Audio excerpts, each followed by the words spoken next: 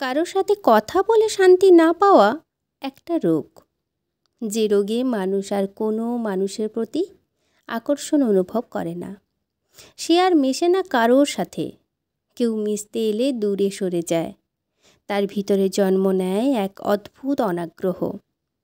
সে গা ছেড়ে দেয় কাজে, সম্পর্কে, আত্মীয়তায়, দায়িত্বে। সে ভীষণ নিরুত্তাপ।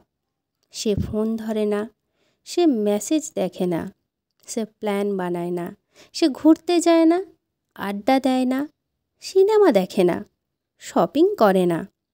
সে খুশি হয় না কিছুতে, আবার দুঃখে কাঁদেও না এক ফোঁটা। সে নিজেকে দেখে ভীষণ অবাক হয় আর বোঝার চেষ্টা করে ঠিক কবে, কোথায়, কিভাবে এবং কার দ্বারা তার এত বড় ক্ষতিটা হয়ে গেল।